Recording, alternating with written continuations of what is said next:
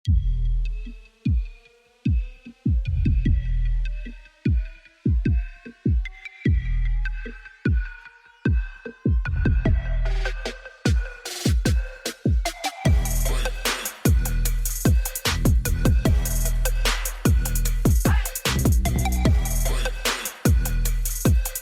going on, beautiful people? This is episode 132 of the Chasing Points podcast.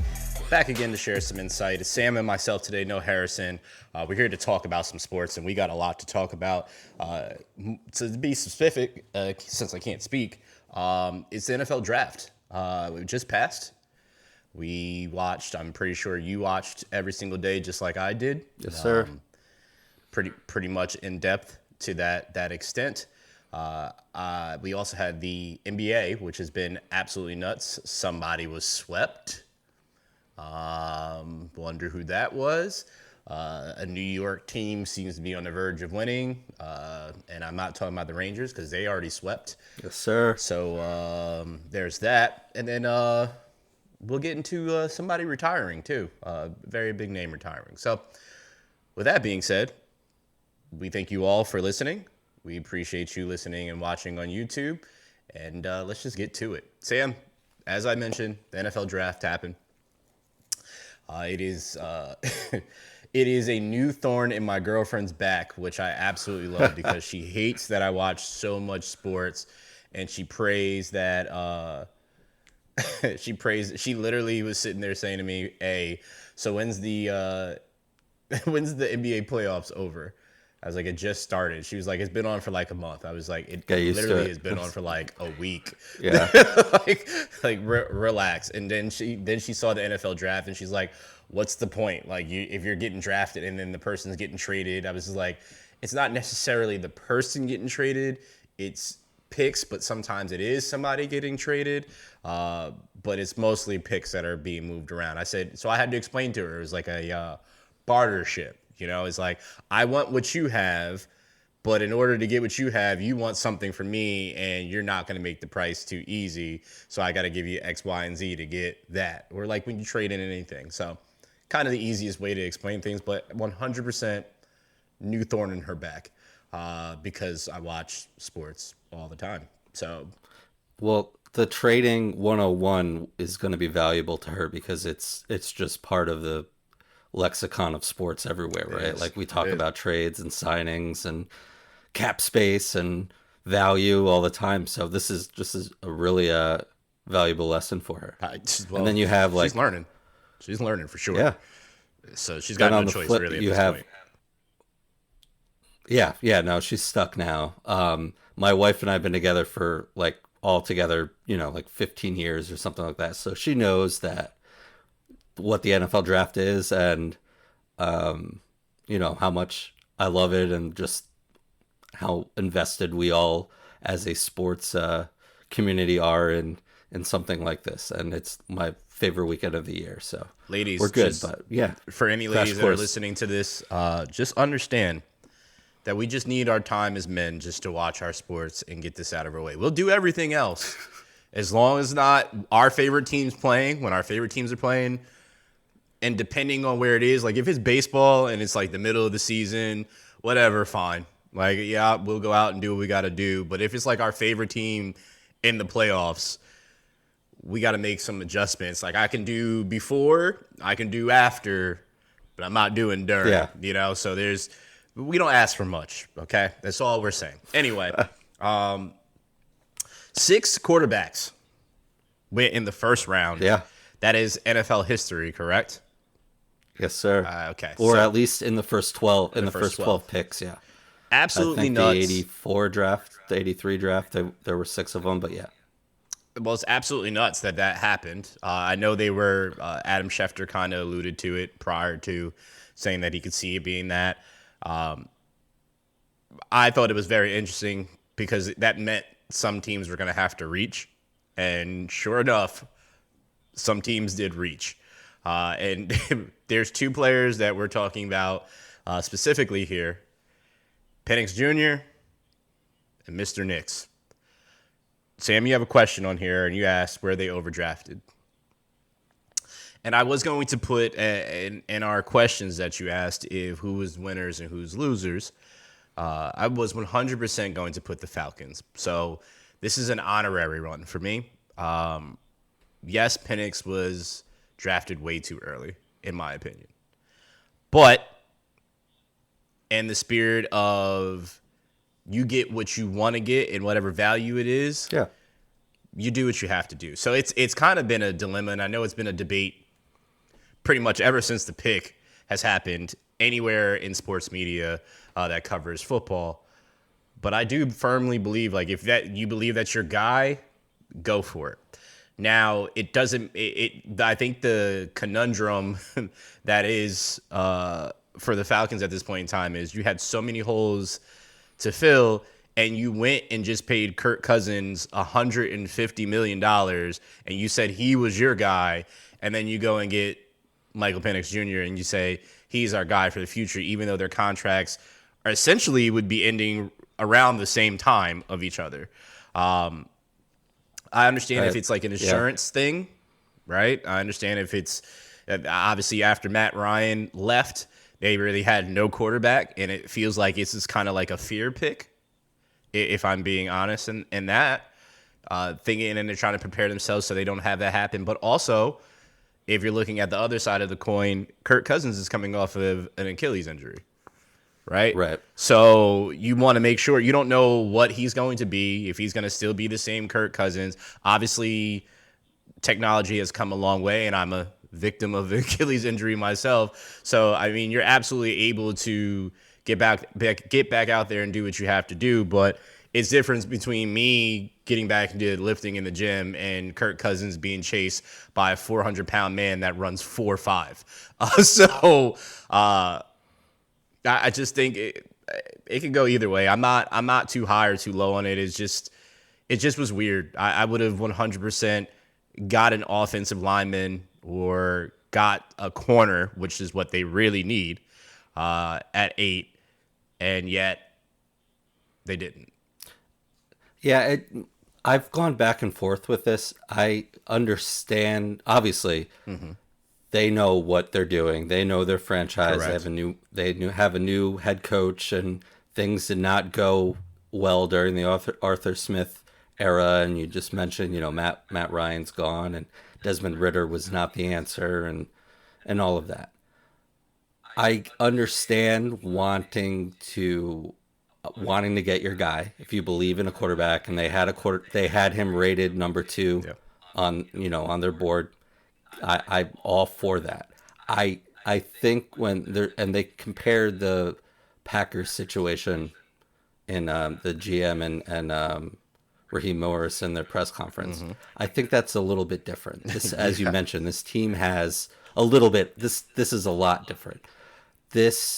Aaron Rodgers was supposed to be the first pick in the draft, and for whatever reason, he fell like 20-something spots. Yes.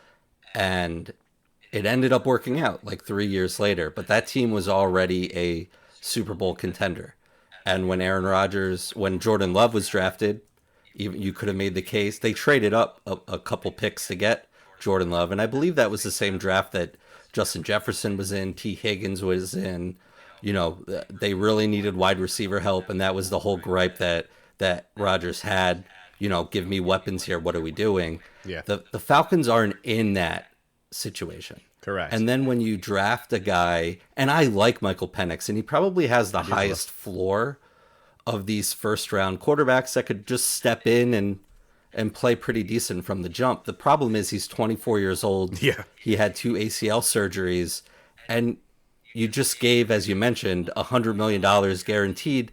That Arthur Blank needs to put in escrow. When you give guaranteed money, you write the check, and it sits at the bank. Like, even if it's not due to the player. Yep. Like, that money is accounted for. Yep. And I just think with the, there's all the spin today, like everyone thought maybe Dallas Turner, the edge rusher from Bama, like would be the guy at 8, and that, we had no interest in him, like he wasn't our guy, whatever. Like, you can throw all the spin you want now. I just think there were a lot of other opportunities that the Falcons could go, especially when even though Kirk might not be ready, you're playing in a division where he's already the best quarterback in that division.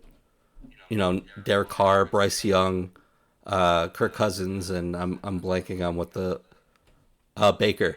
You can make Kirk Cousins on one leg. You can make a case is pretty damn good. Mm-hmm. So it was a questionable decision there. But again, you want to get your guy, you can get your guy. That's Absolutely. whatever. And then the Broncos thing, we talked about Bo Nix, and we all knew this was going to happen, and it was rumored. All these teams trading up. Like, when can we trade up to get JJ? What can we do? All this, like, it was inevitable to happen, and teams like yours benefited greatly from it, which is great. But you can make the case that, like the Falcons, I don't think the Broncos even needed to get a quarterback. It's unless you really feel like. Right. Listen, no, I get it. I don't think Jared Stidham or Zach Wilson or anyone else on that roster is like the answer in Denver. Yeah. So if Sean Payton believes so much that Bo Nix is that guy at 12, do it. That's fine. But you probably could have just do what it's kind of like a blessing in disguise for the Raiders, where it's like, okay, well, there's no quarterback for us to pick. Let's just try to make the team better. But this is, again, just the way that the first round quarterbacks, the rookie scale is now, and their contracts become pretty disposable, as we've just seen with Mac Jones and Zach Wilson and, all the other, Trey Lance and everything, Justin Fields. If you feel passionate about a guy, get it. But you just wasted 2 first round picks and all of this money to get Russell Wilson. That didn't work out. Maybe you just kind of like reset here, see what's happening, and then have a better idea going into next year. But if I will contradict myself and just say, if you feel like Bo Nix is the dude, fine. I never saw it with him, and I feel like he's been in college forever, because going back to Auburn, I've never seen. Well, I want to push back, because you said about them giving 2 picks to Russ, but that wasn't Sean Payton's pick. That wasn't the new ownership's pick. Sure. That wasn't anything. So It's a clean slate for them. This is their first draft together, making moves. So yes, they got rid of a lot of capital prior to what's set there now. But this is a guy in Bo Nix that, yes, in Auburn, a lot of people just remember Bo Nix in Auburn and his up and down, not so great career. It was completely different when he went to Oregon. He's definitely grown into the role, matured and understood that. And what I heard and read is that the reason why Sean Payton really, really loved him, he reminds him of Drew Brees, is the reason why he got him. Now, you are a huge Drew Brees fan, so you're probably going to have something to say about that for sure. But it reminds him of that, and also the fact that he is a coach's son is a big part of it, and his understanding for the game. So it's several things that fell in line and things that checked the box for Sean Payton that he looks for in a quarterback. And he, once he saw Bo, once he spoke to Bo, the word around town was, I heard Peter Schrager say essentially that it was kind of like an unspoken thing that Sean Payton was really high on him. Right. And sure enough, they went and did it. So again, you go and get your guy. Again, you don't have, you mentioned the names. You have Stidham, you have Zach Wilson, right? It's 2 guys that are journeymen at this point in time. Well, Zach is now officially starting to be a journeyman. Like, this is the beginning of his journey. But if you can get a guy, and the same age as Bo Nix, by the way. Huh? Which is nuts. Yeah. The same age as Bo Nix. It is pretty crazy to think that too. But yeah, you got to go and get your guy. I mean, outside of that, I think the Broncos did absolutely well with everything they did. They filled some holes and whatnot, but they have a tough division, and I mean, anybody in the AFC has to just stack up and try to hope that they can do something anyway, because there's a guy over there that sounds like Kermit the Frog that you have to worry about, that just so happened just to get his tight end to sign on for 2 more years the same day his brother signed with ESPN for the pregame, just the Kelsey's winning and everything. Everyone's getting paid. That the whole Kelsey Andy tree breed just continues to grow. So yeah, I don't think the Bo Nix move is too bad. Again, it's just You get who you get. You get who you want to get. And at the end of the day, we could be talking about this mid-season and be like, well, damn, look what Bo Nix is doing, right? Sure. Or we can just come back. It might not even be this season. It might be 2 years from now because they do have two quarterbacks that are already there that it can actually take time to sit there and not rush him out on the field and have him learn. I would honestly sit him for a year. Yes, he's well. I'm well. That's also an interesting dilemma too, because to the point of what you just said, Zach Wilson and him are the same age, so he's not getting any younger. Zach's been in the league what 4 years now. Yeah, this will be his fourth year. So I mean, he's the same age as him. Zach's already got 4 years of experience, whether it's good or bad. And I know you absolutely will say it's bad, but he's got 4 years of experience at the same age, right? So having him sit, it makes it a very interesting dilemma. I feel for the Broncos thinking about it with his age, right? He could sit 1 year, honestly, because he's not too old. But I mean, his age is creeping up there. So.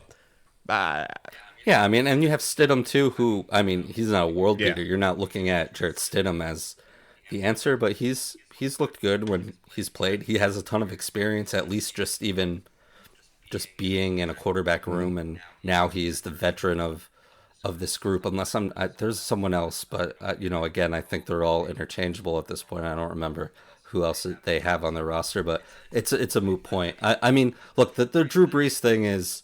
Look, you spend 15 years or whatever with a first round, a first ballot Hall of Famer and someone like Drew Brees, who was a second round pick, who was like undersized, did have, I think, and from people much smarter and, even the best people at evaluating quarterbacks get it wrong. Mm-hmm. So I'm, who am I? But I think Brees had a stronger arm, certainly not now.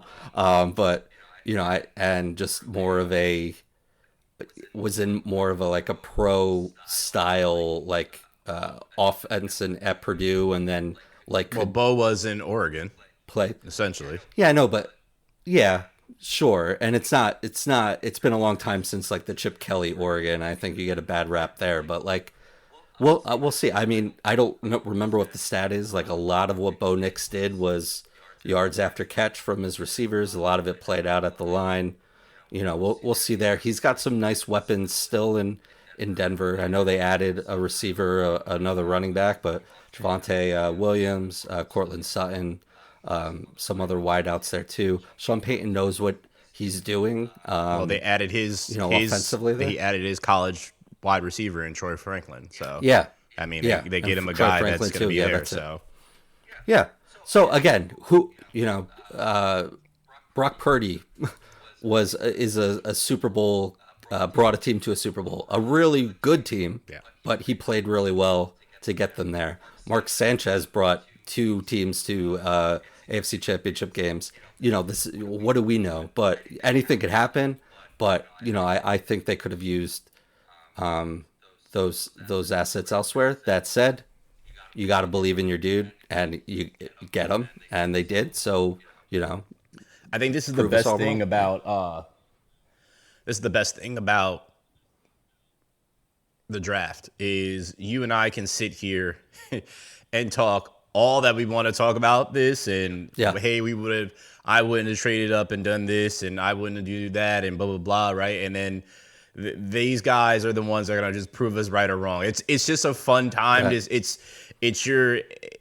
We're being prisoners of the moment and being reactive to situations, and people are grading drafts and whatnot. And this guy's going to do this and it's going to make this team that. None of these guys have taken a snap in an NFL period. So we don't know what they're going to be, what they're going to do. And they also played against college kids, right? So it's a little bit different. So I'm just saying that because I know Sam and I always take what we say with a grain of salt. But it's just also I take myself, when I say these things, I find myself, I believe what I say, but then I'm just but they haven't played yet, Brandon. just pump the brakes, I think, two things. I mean, and we don't like to do the winners and losers, and that's why we're just kind of saying drafts we really loved and drafts we didn't or don't quite understand. Same thing during the season. We don't really like to talk you know, teams, winners and losers, although, unless there is a tie, there is a definitive winner and loser. Correct. But like just overall, yeah. And we're also like, and just know ourselves well enough and know that with more information we're allowed to change our minds. Absolutely. Like the fact that like you would say or let's take an example, like I'm not going to be a Bo Nix hater for the rest of Yeah. my life. I'm not like Skip Bayless here, who I'm gonna just marry myself to Bo Nix for the next 10 years and just like I told you. Like no, like if he gets coaching and he pops off with Troy Franklin and like it all works out, like who Yep. knows. It's all relative. It's So a new regime out there. we're yeah, we can change our minds too. Absolutely. So speaking of there's nothing wrong with that. our drafts that we love, drafts that we didn't, I'm just gonna get it out the way. My Eagles, and it's not because I'm being biased. It's genuinely because of who fell to them and the moves that they absolutely made again. And it's just for the last three since trading Carson Wentz, my phone during the draft has been blown up by anybody that knows that I'm an Eagles fan and just saying how this happened. And now the annual video of Micah Parsons not believing, can't believing that the Eagles are getting these guys dropped to them again. The main people that I'm talking about that absolutely dropped to him is Quinyon Mitchell from Toledo, and then Cooper DeJean, DeJean, excuse me, but they call him now Cooper DeJean because John in Philly is a thing. So that's what we are referring to him as now. Okay, good to know. Just so if you hear me say it, that's why. But just getting, I know some people believed Arnold, right? Arnold is the tight end. I mean, the corner from Alabama. Yeah. I know a lot of people were considered him to be the number one because of who he played against and whatnot in the SEC. But to find out that Nick Saban even said on the draft that he was trying to get Quinyon from Toledo to come to Bama says a lot to me, Sam. It says a lot to me when you have a guy like Nick Saban trying to pry this kid from the school and want him to play as a corner for his team. Says that he believed that this kid, he passed the eye test. And he passed the eye test for a lot of people. I'm just very, very happy that James Bradbury is not going to start this year. I'm very, very happy that James Bradbury is probably going to be cut. He's not going to be cut right away. I think it's, what's the... June 1, maybe? Yes, correct. Yeah. So the cap hit will only be $4 million because if they keep him on the roster next year, it'll be like $3 million, the cap hit. So it's like, why wait a whole year when it's, what's going to come. We already know the outcome. So he's definitely not making the team, and good riddance. You did well in the Super Bowl run. You did not do well the following season, but it's okay. You did what you had to do for the time being. But again, Cooper DeJean, they were able to trade up and get him, which the fact that he was just there, the Eagles essentially got two of the three best corners to fill the holes of what they needed. And there's several other draft picks that they got. I know one that you and I were talking about that we thought, how the hell was he just sitting there, was Johnny Wilson from Florida State. His height just alone, which I'm hearing that they're potentially thinking about converting him to tight end, would be very, very intriguing in itself. So there's several of the picks. I'm not going to go through this because I don't want y'all sitting here just like Branden just going through his whole team's draft. I will spare you that, but I love the grade that essentially across the board in any place that I've seen for draft grading have all given the Eagles an A+, which I love. But again, as I said a few moments ago, it's great on paper. Now we got to see what happens if it translates to the field. So, as rooting for a franchise that always crushes it in March, I totally understand. But if you weren't going to put the Eagles, and I knew you were, and we did not talk about this. I mean, we talked all weekend and Harrison about different things, but if you weren't going to pick the Eagles, I would have put it there. It's something needs to be investigated that the league just lets, like Howie Roseman, like this stuff just falls into his lap. And he's got some brilliant cap people there, and they've signed a lot of guys and pushed a lot of money out into like Yeah. the 2030s, and it might get ugly at one day, but right now is not that day, and like good for you guys. And you have Devonta and AJ now for the next 3 years, and Jalen Hurts, God willing, like healthy, you're good. But what was the biggest problem with this Eagles team, especially down the stretch where you guys just fell apart and it was horrendous, and it was your secondary, and now you got Mitchell's looks really impressive. You're CJ, you're keeping him, right? Slay is still there. CJ, we not keeping CJ. We signed CJ over the offseason. Right. Yeah. Yeah. So CJ Gardner Johnson's here, and like, Dejan can probably do a lot of what he can do as far as just playing safety and playing nickel and bouncing on the outside and doing all of that. So yeah, it's just home run. There are other great picks there too, but just a masterclass in like value and drafting and all of that from the Eagles. And again, one of the smarter franchises and all front offices in all of sports. And generally, you look back, the best GM in football.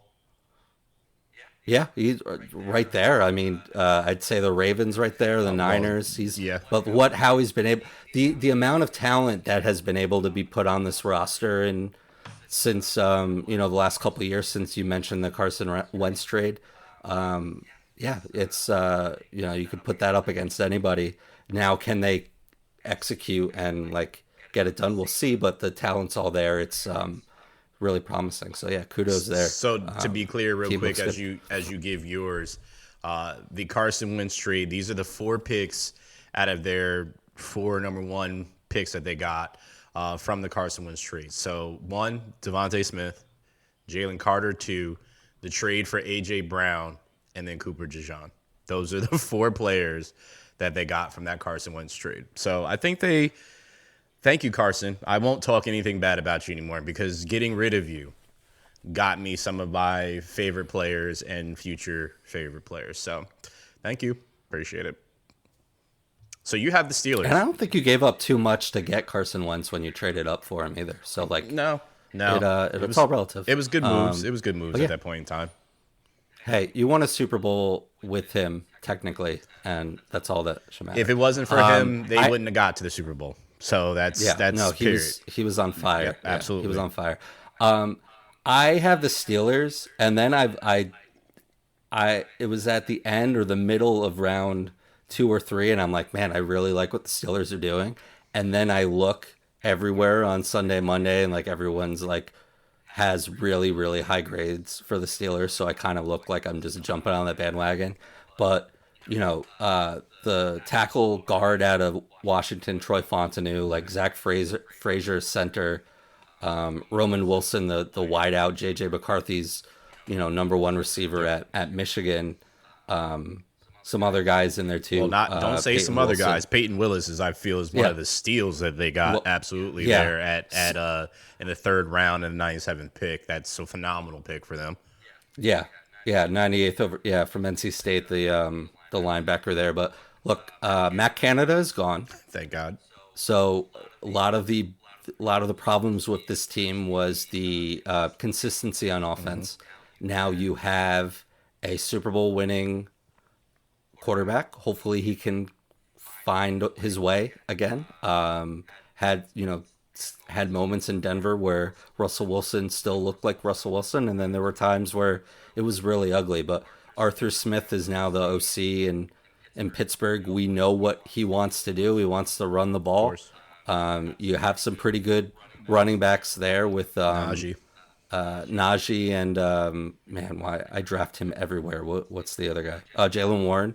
And now you spent your 1st round pick and you sniped the Jets last year. You got that tackle Broderick Jones, and now you just adding some more pieces there. And again, you have Justin Fields as well. Hopefully, if you're the Steelers, you're thinking, maybe we don't need him. but he's right there, and you have a great front office and head coach, and again, these teams consistently are at the top of these conversations. Come every come every April, it's the Pittsburghs, it's the Baltimores, it's the Phillies for what they're able to do and just assess value. And also, it's kind of like where you are drafting as well. You're not taking a guard at in the in the tens anymore. Yeah. This isn't Robert Gallery going to the Raiders in like 2002 or whatever it was. Like, so you have the benefit of just being able to sit back and let the board come to you and kind of move up if you need to. And I think the Steelers did a great job of doing that, just like your Eagles did with DeJean and Mitchell there. I agree. Another team that had another A+ grade was Indianapolis Colts, picking up Latu, who is arguably the best defensive player in the draft. The only reason that he fell so low, he would have arguably been, at one point, I remember he was 1, but his injuries dropped him down. He's from UCLA, edge rusher, but he's a versatile guy that they can move around. Just picking that up and just adding to their defense, which we know the Colts need to add to their defense for sure. But then also getting Richardson, a wide receiver, getting Mitchell from Texas, Aiden, I don't know how to say this first name, Mitchell from Texas, getting offensive linemen to for sure shore that up. And then they went defense for the rest of the time. So they are 100% trying to fill the holes that they absolutely needed. I just love that they got Richardson another weapon. That's huge for me, and just protection for him, because obviously it was a lost season in his rookie year, which I believe you and I both agreed if he would have been healthy the whole year, it would have been between him and CJ for the rookie of the year offensively for sure. So I honestly feel that just the moves that they're making are trying to build around Richardson, which they need to, because you and I believe and have this young man has such a high ceiling, and it's sad that we're not talking about it much. And I'm watching like a bunch of draft coverage and not hearing people really talk about him and how big of a miss that was, but of him being gone. But man, I'm looking forward to what the Colts are looking to do at this point in time. But yeah, I thought they had like a quiet. It wasn't as loud as the teams that we've named already, but it was loud enough to pay attention if you're really, really following and seeing what they're doing. Just really, really phenomenal. And Latu is the most productive pass rusher he has been over the past 2 seasons in UCLA. So you're getting a guy that's already day one plug in, just go do your thing. and it's just a guy that's coming off the edge hot. So it'll be interesting to see. He was, well, first off, the Colts, did they make the playoff? They were right there with Gardner Minshew close, when Richardson went down. Mm-hmm. Yeah, Josh Downs, Michael Pittman, Jonathan Taylor. Now you get some pieces for the line there. Again, trying to just keep Richardson upright is the goal here. Big gamble with Latu because he was, and the flags were there where he was told that he should retire. Where was he with Oregon? Where I don't recall where he was previously. But then, he comes with, he's like a bull in a china shop the last couple of years at UCLA, and like you could slot him right into that line and see what happens there. So again, you're able to do that. Where did he go? 15, like with 13 consecutive offensive players taken and teams moving up or taking quarterbacks, from a value, cost, like a little too early. This lets some good teams have players fall right into their lap, and this is a great example of that. Agreed. What's your last one? Yeah, I have the Chargers. At first I was, certainly they needed a wide receiver because of Mike Williams is gone, Keenan Allen is gone. You have a quarterback like Justin Herbert, and who's he going to throw to? Quentin Johnston, I think, the jury's still out there. First round pick from last year, but it's, he has his own issues with drops and routes and different things. So we'll see there. But Joe Alt, a tackle going fifth overall, just like he's like 6'9" from like Notre Dame, and you already have Rashawn Slater left tackle, so like that's crazy. Lad McConkey at a wideout from Georgia. He went in the second round there, so just a nice receiver that you'll be able to work with and help Herbert there. And I know Harbaugh got some Michigan guys in there too. Yes, he did. Colson and Cornelius Johnson.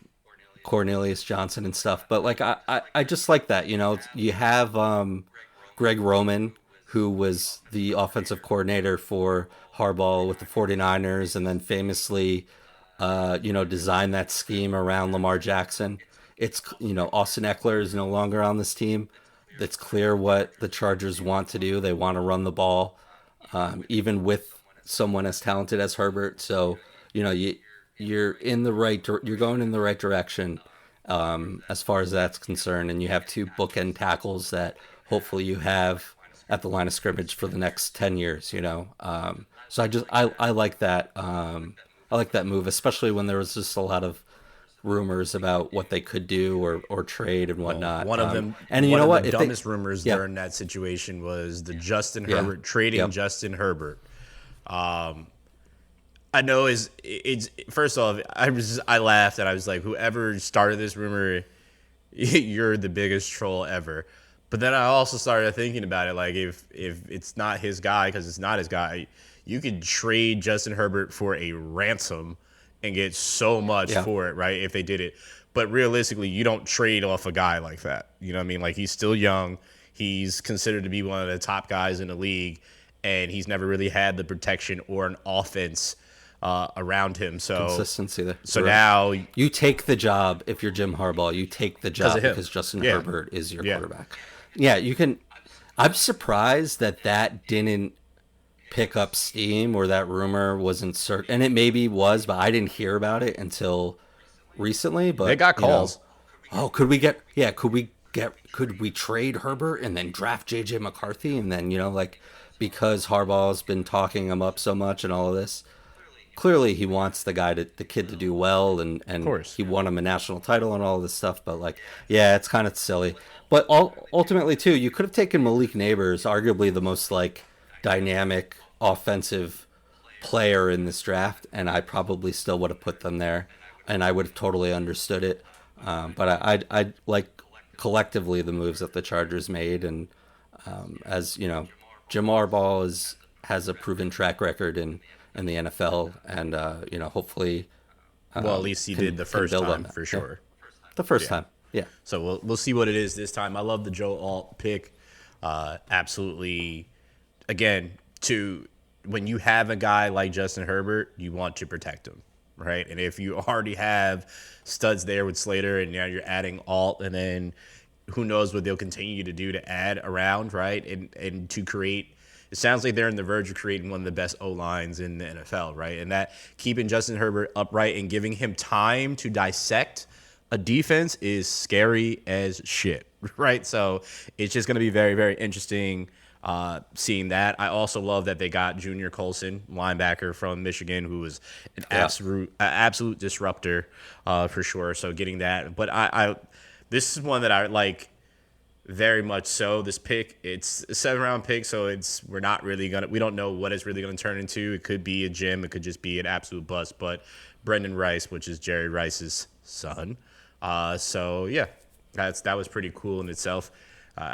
I thought that was just an awesome little pick from there. But yeah, those are who we loved.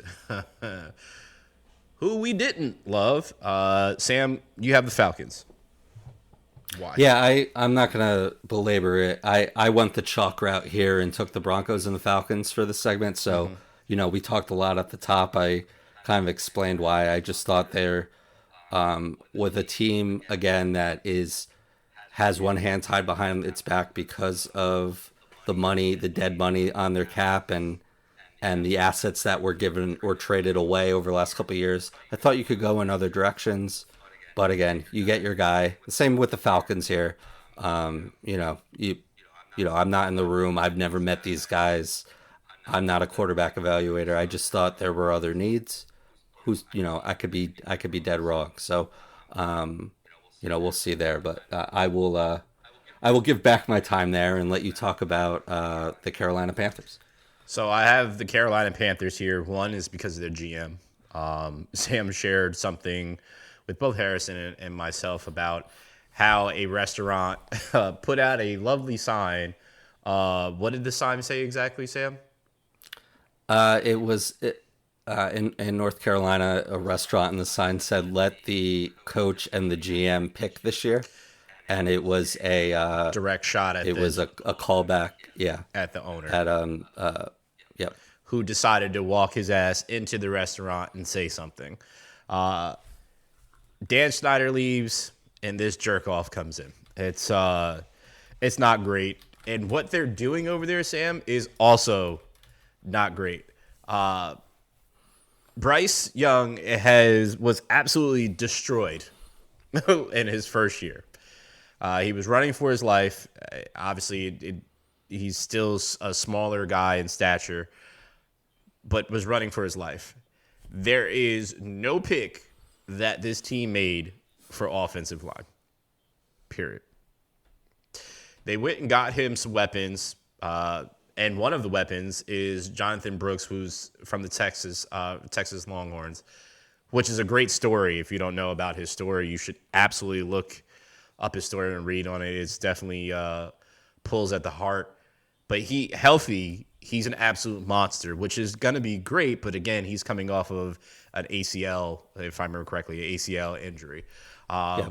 In November, I think he tore his ACL. Yeah. So they went and got some offensive pieces for sure. They half of their draft was offense, half of their draft was defense. But again, I didn't see them get anybody to protect Bryce, which was one of the main problems for him last year, is that he didn't have time to throw the ball. Yes, you had an aging Thielen out there. You get a younger wide receiver that you pick up in this. Yes, you're getting some solid defensive picks here and there, but it just did not move the needle for me at all for them. And I feel like they also had the 32nd pick, where I'm watching the Bears choose and picks with their picks and whatnot, and them being one of the worst teams and having one of the last picks in the first round. It's just all in all just a sad situation to see. And that franchise, I really see darker days ahead for them, honestly. If you trade up, and we talked about this a lot last year, you trade up from 9 to 1. You have a new head coach that you only lasted 11 weeks. A head coach that we both like a lot. I mean, you're much more fond of him than I am because he helped win you a Super Bowl, sure. Frank Reich. But if you trade up from 9 to 1, it doesn't, and it hits, and you get a stud quarterback. It doesn't matter what you gave up. I will sign to that. But yeah, you put your franchise back if it's going to even take some time, because number one receiver gone. First round pick, gone. And now, the Bears weren't the worst team in the league, and Fields kind of was putting it together near the end there. And, now they have Caleb Williams, Adunze, and they had a great draft too. And, kudos to them. But that is, you get something like this wrong, and you're just, it's the dark ages for a little bit. David Tepper needs to have thicker skin. I know you're worth $20 billion, but that doesn't allow you to go into a restaurant and take someone's hat off and basically berate them on, or just, try to you're like a mafia boss or something, going in there, just kind of sending a message. I don't know what that was about. And what's going through his head. I don't know what goes through billionaires' heads, but, clearly, this team, regardless of who they were going to take at 33, they traded up to 32.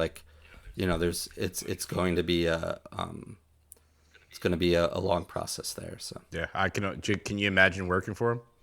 What it's like? If it's anything like yeah, what we've seen in this short period of time, I'm good.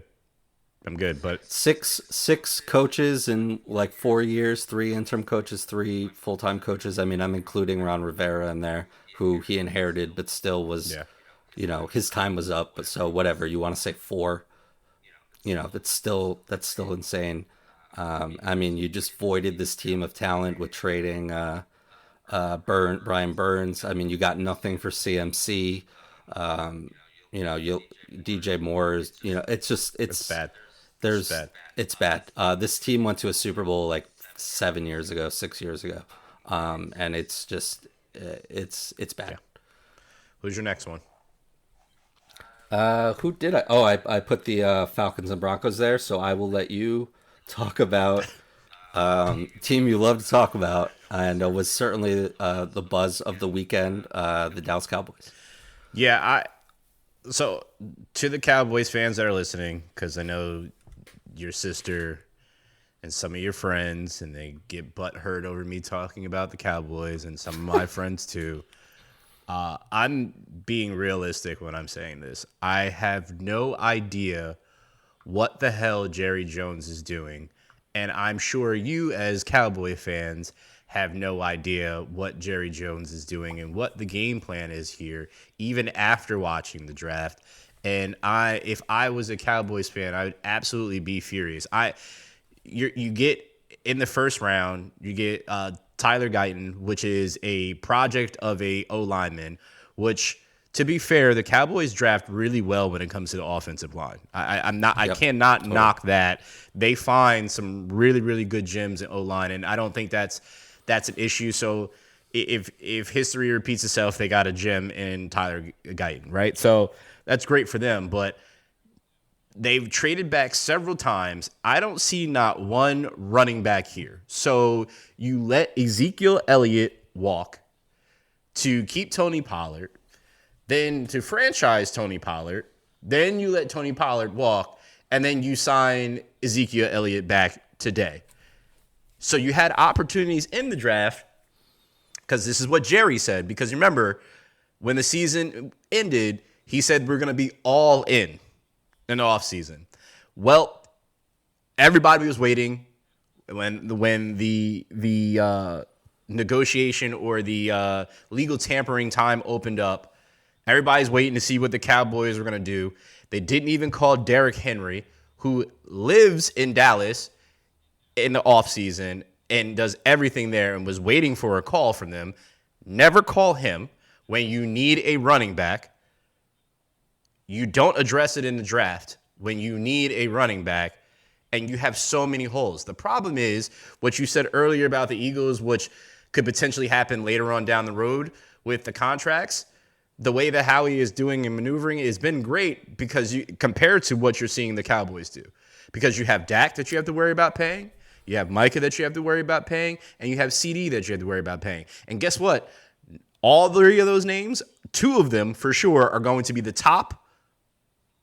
the top of their position. CD is going to be, the longer the Cowboys wait, if they wait till Justin Jefferson gets paid, they are absolutely screwed. They should be ahead of this immediately. Yep. They should have got ahead of this early. You are lucky as hell, dude, that you signed both of your receivers before Jamar Chase, Justin Jefferson, CeeDee Lamb got signed. Yes. Because they're going, and they deserve it. I mean, they are the three, and they were all in the same draft, which is crazy, but they are the three best wideouts, young talent. Like, I'm going to build a team.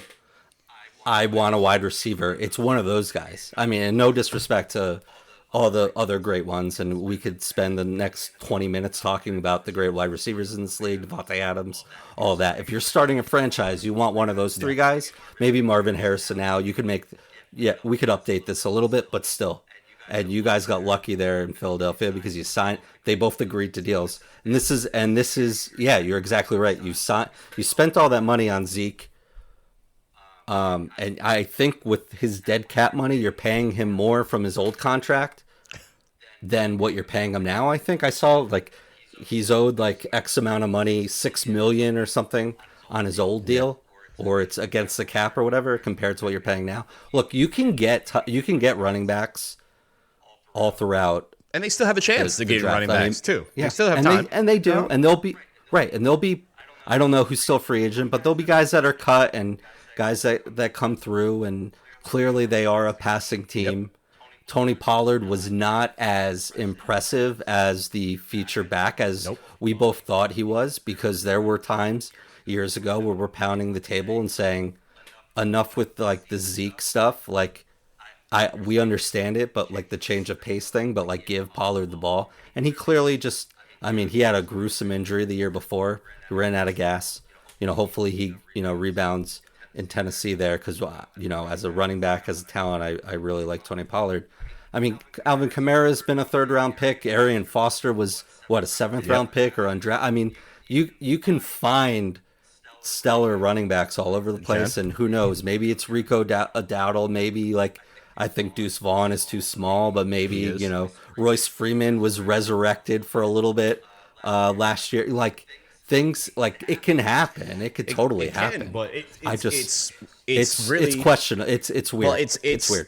Yeah. these moves that we're talking about realistically could happen, but there's so much money tied up in those three players. Dak has all the Yep. leverage at this point in time. He's gonna get a deal from you Right. guys. Right. So if you don't pay Dak, you don't have a quarterback, and then you're absolutely not in contention, right? So you're gonna have to pay Dak. Micah 100% is going to be one of the top linebackers and rushers in the league. Period. He's going to get all the money that he wants to, and CD as well too. Like again, you're allowing the market to dictate what you're going to pay. And I know Jerry's wallet, his pockets are deep, but you also have been fighting to pay Dak each time Dak has an extension. So you're saying things of, well, we can pay you, but the team's gonna look different, which we all know in reality that's the case. That's why your biggest window is when you have a rookie quarterback, and within that window that you can get all these other players. It happened for the Eagles, it happened for the Niners, and so on and so forth. That allows you this opportunity to go and stack up on talent, right? And win within a 4 to 5 year period. But Dak's beyond that at this point. And you're in a weird spot because you don't know what you're doing with Dak. And Jerry keeps saying that, like, this is not made up or anything like that. Jerry keeps saying, well, we'll see what we do with Dak or what Dak gives us, and then we'll go from there. And it's just like you keep saying that, and Dak has had MVP like seasons, and yet the team still goes nowhere. And I think one of the biggest parts that everybody's not talking about, Dan Quinn is not there anymore. You're losing your defensive coordinator. That was a huge part of what your defense was looking like and being a feared defense. You lost Dan Quinn. Who and I was debating putting the Commanders as a winner there. I really like what do they as did, well. and you look like Matt Miller, Daniel Jeremiah, all these draft experts like really love what the Commanders did, and looks like they crushed it. And of course, that's predicated on getting your franchise quarterback in Jaden Daniels. But yeah, it's I know the Cowboys won the division, and it's because the Eagles just the wheels fell off. But I don't, and it's been the talk all off season. Like Cowboys literally didn't do anything, and I just it's I just find it very surprising. you got to be concerned if you're. It's weird. It's very the whole strange. situation is weird. Like I know everybody that's not a Cowboys fan is very happy watching whatever this is happen in front of our eyes, right? Because nobody that's not a Cowboys fan cares what the Cowboys do. We like seeing the Cowboys fail, but in speaking in a non-fan bias or my hatred towards them, like I'm looking at this in a realistic scope, lens, whatnot, and trying to figure out what is Jerry trying to do here, because none of the moves that is being made at this point in time make sense. Like, and it's a problem that they put themselves in. Like it's not anybody else. It's Jerry being stingy. Like Jerry, you're watching all these teams in a division essentially get better. Like the Commanders got better in this draft. The Eagles got better in this draft.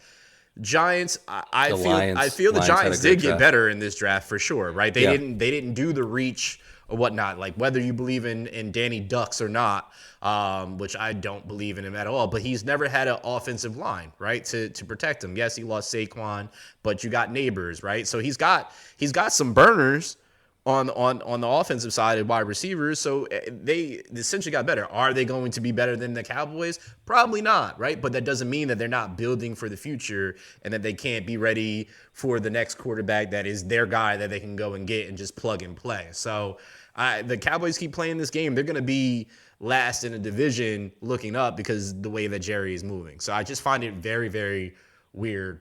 And I'm just trying to be very realistic about it in this situation because it just doesn't make any sense.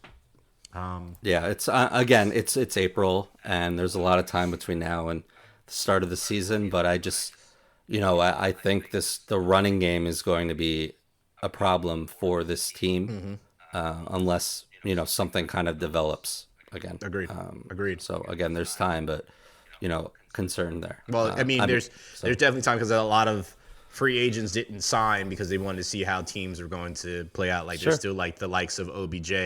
Obviously, Mekhi Becton signed with the Eagles, which he waited until after. Like, there's so many people, and then there's a lot of people that aren't going to make teams that are going to have breakout preseasons or whatnot, and then they can scoop up people from there. So there are opportunities. It's just they're moving very, very weird. Speaking of moving very, very weird, Joel Embiid is moving very, very weird in Philly, or barely moving, or whatever you want to call what he's doing out there. But New York has taken a commanding lead in their series against Philly. It's a 3-1 lead right now. It literally looked like New York down there, and I know Philly fans absolutely had to hate that because I'm going to tell you right now. Had to drive them crazy. Sam, if that was – first off, that's never going to happen for the Phillies, and that's never going to happen for the Eagles. 100% it's not happening for the Eagles. I can guarantee that. But just to see like this Philly team and this franchise is just really, really, really weird, Sam. And they've had Joel been there. He's been there for now 10 years, which is crazy to think of. He's been with the Sixers for 10 years now at this point in time. And they haven't won anything. He's one of the best players. The process did not work. The process is off, for sure. It's off the tracks. Jalen Brunson finally figured out how to play against the Sixers. Absolutely dominated in this last game. Joel has been doing some dirty shit in the last 2 games, and Mitchell hasn't played since he grabbed his knee, which is Mitchell Robinson. Yeah. So it's very, very interesting seeing what's going on there. Honestly, it's also just it's sad from the perspective of a fan. And to be fair, for those that are first time listening and heard me say that I'm a diehard Eagles fan, I'm not any other Philly fan, period. But it's very, very interesting as a basketball fan watching the Sixers or Joel Embiid finally have a guy that is comparable enough to be consistent every night in Tyrese Maxey and not being able to do anything with it now at this point in time. Tobias Harris 100% is not going to be with the Sixers next year. I know even if he wanted to be there, I don't think he even wants to be there just from all that he hears from the Philly fans. And then he's getting called out in every outlet of media of him getting paid so much. He even got called out by Rasheed Wallace the other day. So it's nuts seeing what's happening with him. It's almost feels Ben Simmons-esque right there. But the Knicks look like they are going to the next round. And again, as I said last week, this is what should be happening for the Knicks. If they don't do this, they are blowing a golden opportunity. And it seems at this point in time, they're not blowing it. Look, I know we didn't get to talk about like game 2 and everything that went on there. And that was a weird last minute of play, and game 3, 3 you mentioned Embiid, like that was just that should not have happened. And it's kind of like he should have been in a way. He should have been thrown out of the game. Honestly, he should have been thrown out. You can't do that. You can't do that to anyone, especially to a 7-foot center under the basket like that. Look, the Knicks. I mean, it felt like you were in the Garden there. I was not there, but Yeah. just from what you could hear Brunson MVP chants on the telecast. Like it was incredible, and all this video and social media and the concourse and the fans going crazy. But it was a hell of a game. I mean, they shut Embiid down, no points. He had one free throw in the last period, but or last quarter, but other than that, no points. Like they shut him down. Josh Hart didn't have a point, but had like a billion rebounds.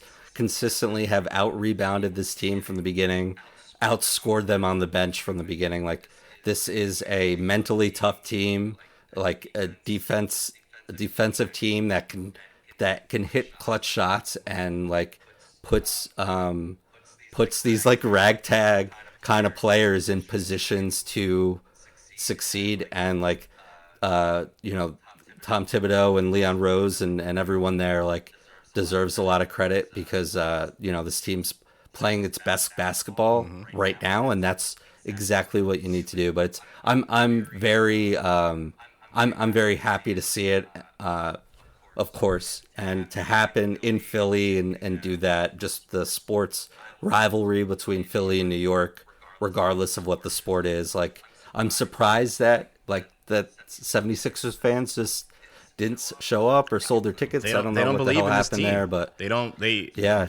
trust the process. As we said, the process is gone. The process is over. Right. They don't trust it, and it's very, very clear because knowing Philly sports, as I mentioned, when it comes to the Sixers, when it comes to the Phillies, when it comes to the Eagles, and when it comes to the Flyers, they're there no matter what. They are 100% there no matter what, and there's no way. Grease the polls. That's a city that you are not ever really going to take over. And the fact that they allowed that to happen says everything about how they feel about the team, because they will let you know in so many ways about the team, and they absolutely are doing that. Also, I think an underrated thing before we move on to the next thing, where did Jalen Brunson play? Where did Josh Hart play? Yeah. Where did DiVincenzo play? These guys are used to playing in that area, and they played together. Yeah. So this is like a homecoming for them too. So don't get it twisted. They're comfortable playing right there in that arena. Yes, Villanova has their own, but they have played in that stadium plenty of times in college and beyond that. So do not think that they are not comfortable there, because they are, and they are proving that in itself. Speaking of comfortable, my boy AE looks 100% comfortable out there on the court, and I'm just so glad the series concluded last night of the Timberwolves sweeping the Suns. I'm just so happy waking up this morning because, again, the West Coast games being so damn late is beyond my bedtime, which is it's hard, Sam, because I love watching playoff basketball and I love watching all of the games.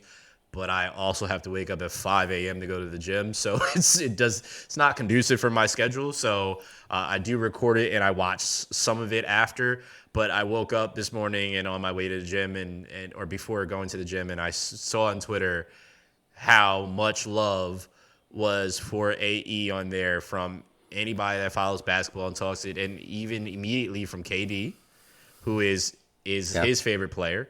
Right, and them two going back and forth at it. Game 3, which is one of my favorite highlights of him sitting there doing the Degeneration X suck it in the middle of the court and just looking around at all the Suns fans like, yep, I don't care.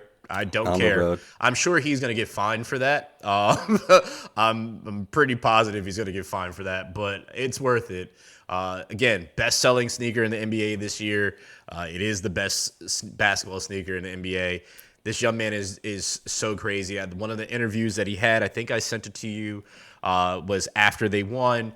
It was him and Karl Anthony Towns sitting next together, and he said, "What did I tell you, Kat?" He said, "I told you that if you stay out of foul trouble, there's no way that anybody is going to beat us." He said, "You're the best player on the court." He said, "Because you're able to space out the floor." He said, "You're able to shoot, you're able to pass, you're able to do every single thing on the court." And then he was just like, and Kat was like, he's like, "Yeah, I was playing defense." He was like, Stop fouling is what he said. And I just love that he's just so straightforward, so raw. And I also love that he reminds me of my favorite basketball player of all time, Michael Jordan, because his game resembles him and Kobe. And it's so freakishly, it's just crazy to me watching how he plays. He's just a monster, Sam. Absolute monster.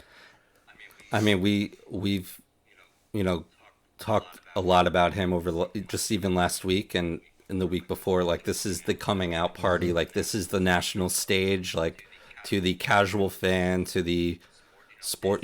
This is Anthony Edwards. This is what NBA, Twitter, the NBA world has been waiting to showcase, and you did it, and you took down a team, as dysfunctional as they've been since KD got there, and everything they gave up for KD, and then adding and everything for Bradley Beal and all the money, and just they swept them. Yep. And it's. We could probably spend, a series of podcasts talking about Kevin Durant and the legacy and all of that. But like, this is kind of like what I've been talking about for a while, where it's just like, all right, I'm not happy here. I picked the coach in Brooklyn. I'm not happy.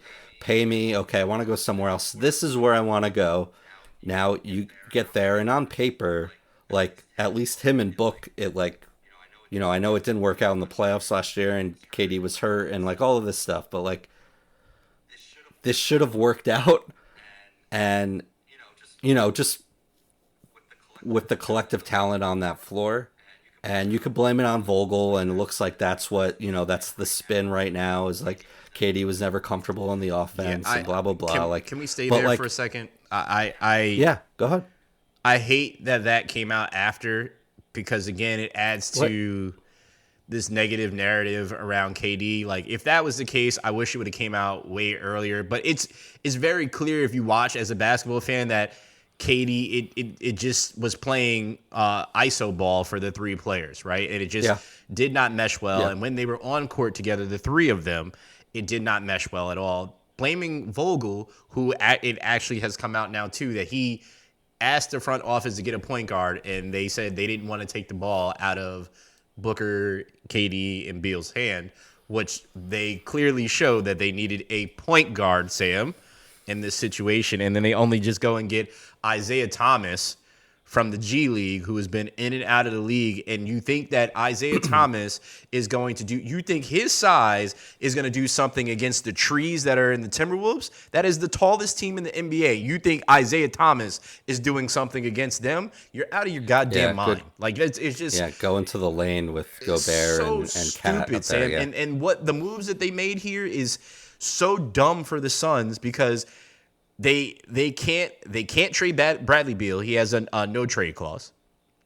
They can trade and KD. He makes a dumb amount of money. It's so stupid. And he was on skates from Edwards. He could not guard him worth a lick, which not really anybody can.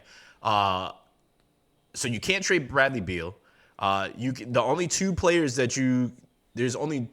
they can really trade, which is KD and Book. Now the rumors are coming out that Book wants to really play in New York, whichever team that technically is. And that was per Stephen A. That he wants to. The rumbling is that he wants to play in New York. So I'm very interested in that, where he wants to go.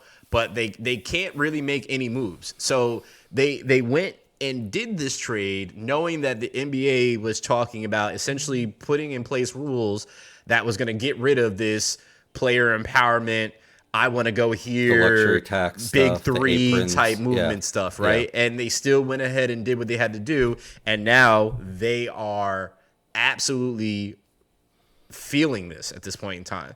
So as a Nets fan that had to watch KD leave and had Kyrie and James Harden and still has Ben Simmons, whatever, if he decides to play basketball again or whatever, watching how that kind of went, like, if you're not building a team up from the ground floor, you're not going to be a contender in this NBA. It's essentially like this is reminding me of, Sam, of baseball, what it went through.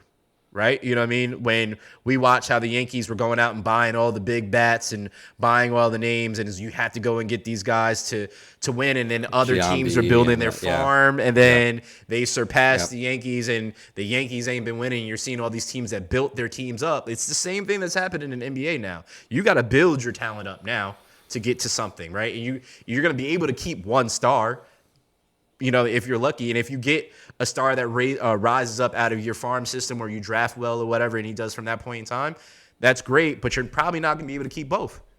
And they're making it competitive to spread out the talent through the league, which is probably going to lead to expansion sooner or later. But I don't feel bad for them at all. I really just don't. It just looked really, really terrible.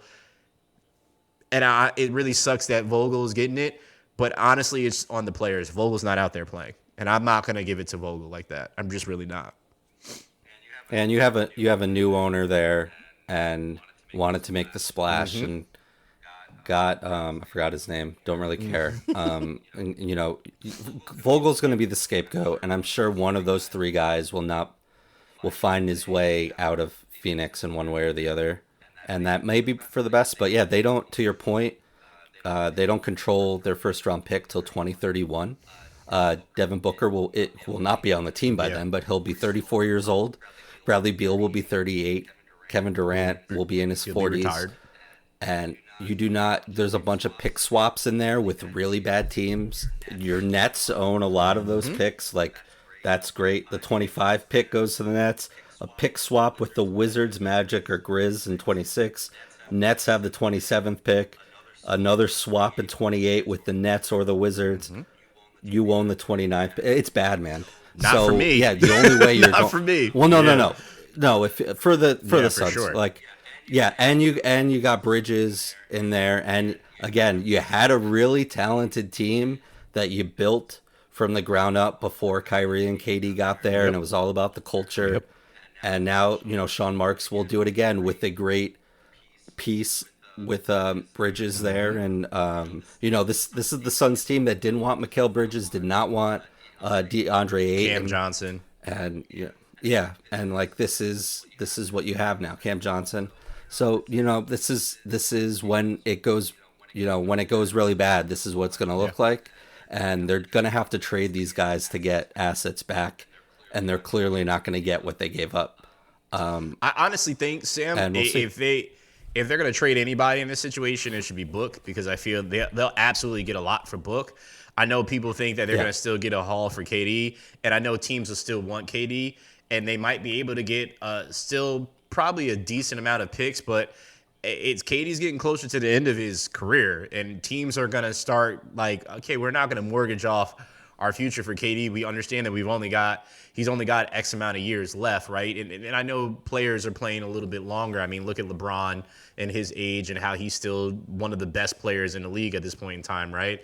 But KD has a injury history, right? It's different compared to LeBron, right? So I just think it's very, very interesting. But the Suns they're absolutely screwed at this point in time. And I don't feel bad at all. Who's also screwed at this time, Sam, is the Bucks. They went out and traded for Dame. Dame is out.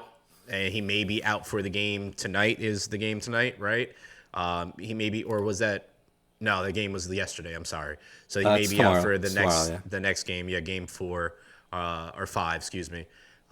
At this point in time, you've asked the question: should the Bucks rush to bring back Giannis or Dame? I don't think they should. I think they should pretty much just pack it in, because even with them both being there, the Pacers are just too good at this point, and they're a actual team. I know a lot of talk will be this offseason about Doc Rivers, and it's gonna suck, because Doc Rivers' coaching legacy looks very, very interesting. He is a champ. I mean, he's won a lot, but his loss record is also creeping up to that wins. It's a lot like KD.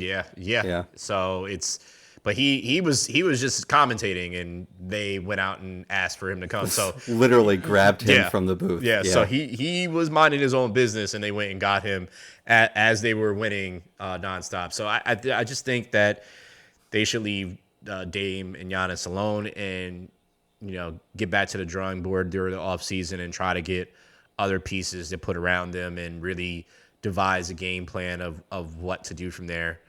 Because if not, they might even have to move Dame, which he's locked up there for a while, but that they might really have to think about it depending on how this is going to look. I definitely feel they give it another season next year, but after that, if they don't really do too much, something's gonna have to give. Yeah, I'm not one to just be like, you guys are down 3-1, you just got to quit. But like, Giannis is clearly not healthy. I don't know if he's even on track to come back.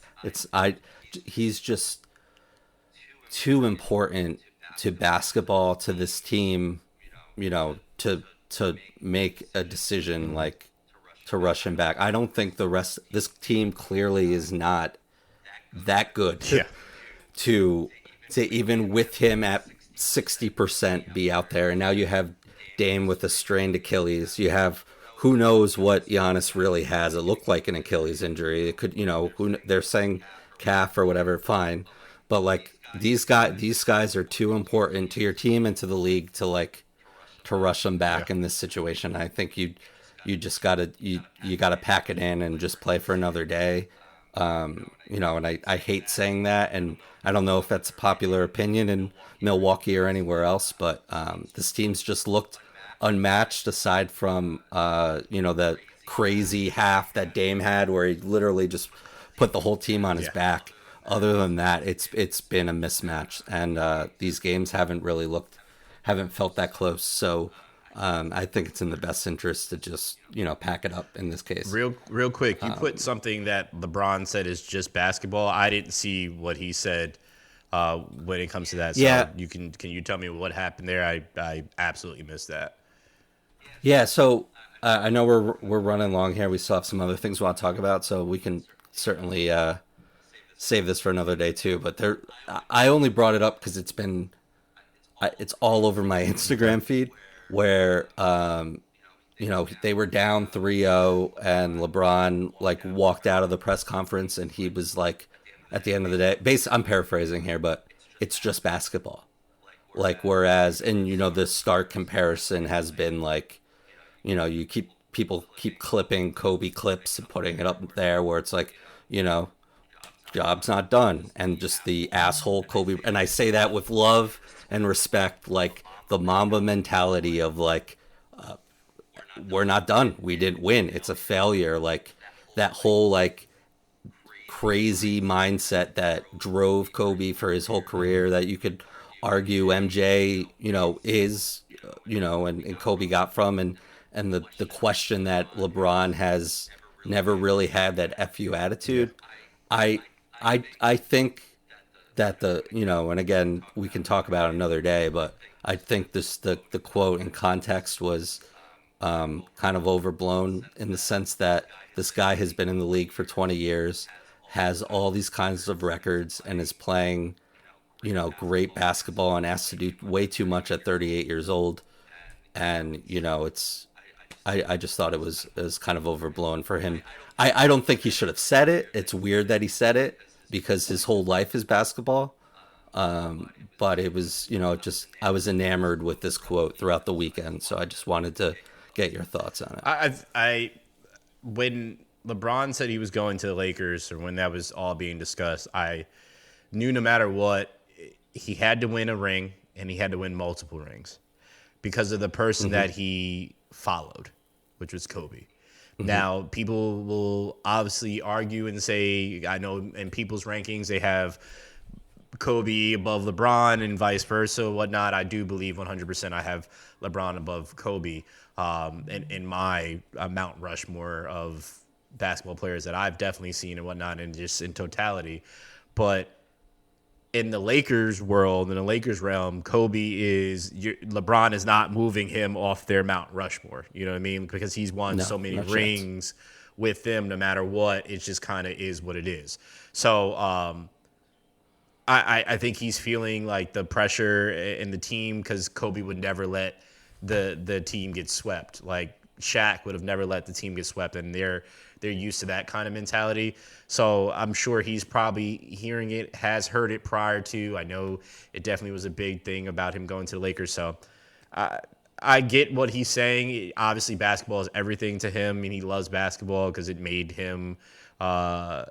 It opened up a lot of doors for him, right? And it allowed him to live the life he did, and he earned it, rightfully so as well too. So, yeah, I think he's probably just fed up of hearing it. So I have to read it, and then I'll dig in more to it. But since we're running long it's on time, real quick, the East, Boston's up 2-1 against the Heat. Knicks up 3-1 against Philly. Indy up 3-1 against Milwaukee. Cleveland and Orlando's tied 2-2. Very good series, by the way. OKC that's been fun. Up 3-0 against the Pelicans, which is probably going to be a sweep tonight. Denver 3-1 against the Lakers. That's probably over tonight. As we mentioned, Minnesota sweeps the Suns, and Clippers Mavs, which has been extremely phenomenal, which we called that series being that. It's 2-2, so shout out to that real quick. Do you care? Candace Parker retires, and she is the first woman to ever dunk in a game. Do you care? Absolutely do. She is an absolute legend, 3-time champion, 2-time MVP. Love it. Love her. I love that. I think we kind of already knew that she was leaning towards retirement because of her being on TNT and calling games more and more. She fits very, very well in that role. So shout out to her for being a legend. She was one of the pieces that moved the game to where it is now. So I want to give her love for that. So I do care. Yeah, oh, totally. And, a champion on 3 different teams, and was a champion in college and from the big program, and just has achieved everything, much like LeBron. And, I'm not totally different, but has achieved everything that was in front of her, and all of that, and was just a dynamic talent on the court and ambassador for the league. And what's awesome too is she's great on TV too, which is awesome. So totally will be missed, Candace Parker, in the WNBA. As a fan of the Liberty, one less all-star on the Vegas team. So like that's that's the silver lining for me. But yeah, no, totally an all-star, just first ballot Hall of Famer, just great overall player in Candace Parker. Do you care? Your boy Jason Kelsey recently retired, reportedly headed to ESPN to work Monday Night Countdown, pregame stuff for the worldwide leader in sports. A lot. It seemed like a lot of. Go ahead. I mentioned it earlier. He's going there. I'm happy for him. I'm happy that him and his brother were able to build that a corner in the crowded space of sports media.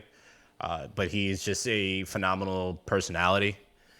Both him and his brother, and just him alone is just great to speak or to hear speak. He's very entertaining, but he's extremely knowledgeable of the game. And he is a future Hall of Famer. So it's really, really cool to see that. It would be cool to really see him on ESPN. So it would be much cooler if I saw him under center again or at center again. But that would be my true wish. But that's ESPN continues to add talent as they continue to get rid of other talent. So it's very, very interesting. But yeah, I do care. No, totally. Kelsey is a great ambassador for this game, and was, the ESPN just locked up like the 2 biggest free agents in the media world. With Belichick, did a great job. From what I didn't watch the McAfee stream.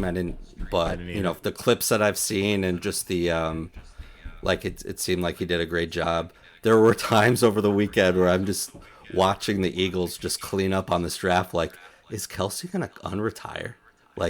And come back and play for this team? It's totally plausible. I know a lot of networks were after him, and I'm sure he'll do a great job. His podcast is pretty entertaining, and he's got that brand that he is building is on the come up there. So yeah, kudos to the Kelsey brothers. As you mentioned too, Travis got paid today. 2 years, an extra $34 million. Not too shabby. I For swear the it sounded like you said back-to-back Travis champions. Scott, but I know you said Travis Scott. It sounded like you said Travis Scott to me, Oh though. no. I was like, oh, okay, it's lit. It's lit. Real That's quick, do you hilarious. care? Our national nightmare. Our national nightmare is over after months of complaints from fans and, most importantly, players. Nike is expected to change several elements of their Major League Baseball uniforms to start next season.